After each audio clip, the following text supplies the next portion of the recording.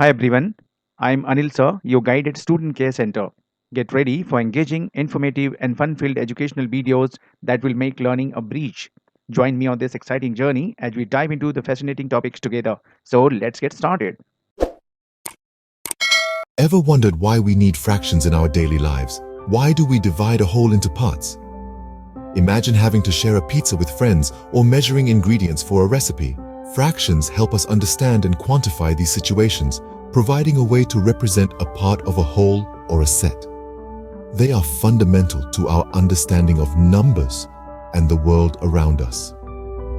Now that we have a basic idea of fractions, let's delve deeper into the different types of fractions. Ever heard about proper fractions? What makes them proper? Proper fractions are those where the top number or numerator is less than the bottom number or the denominator. It's like having less than a whole. For example, 1/2, 3/5, or 7/8 are all proper fractions.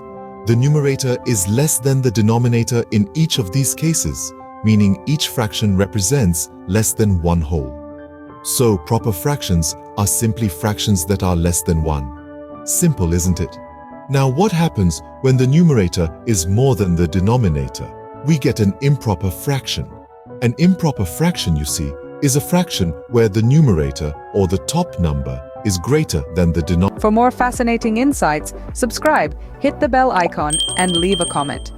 For further help, feel free to contact Anil Sir at Students Care Center on 99990-60986. Denominator or the bottom number. This means the fraction represents a value greater than 1. But what if you want to express this in a different way? That's where mixed fractions come in. A mixed fraction is a combination of a whole number and a proper fraction. For instance, the improper fraction 7/2 can be expressed as the mixed fraction 3/2. Now, how about going the other way? To convert a mixed fraction to an improper fraction, you multiply the whole number by the denominator and then add the numerator. So 3/2 becomes 7/2. So improper fractions and mixed fractions are just two different ways of expressing the same value. Interesting, right? Ever compared fractions?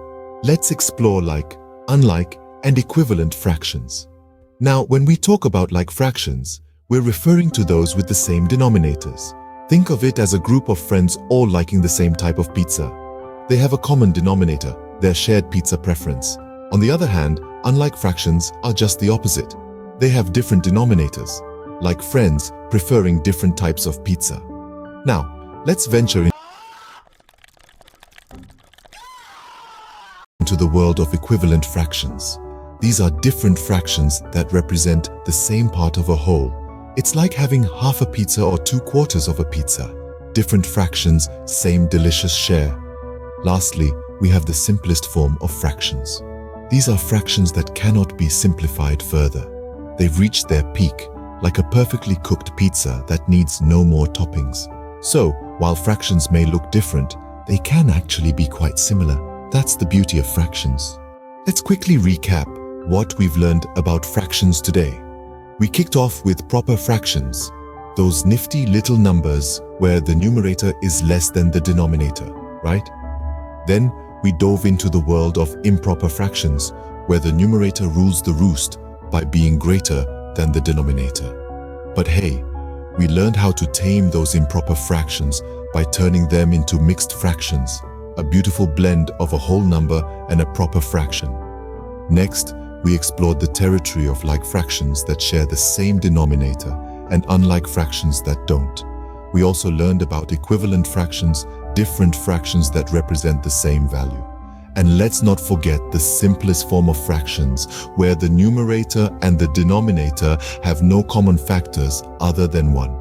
Remember, understanding fractions is key to mastering many aspects of mathematics. So practice, practice, practice. And if you need any help, don't hesitate to reach out to Anil Sir at Students Care Center. Don't forget to subscribe, hit the bell icon, and leave a comment. Happy learning!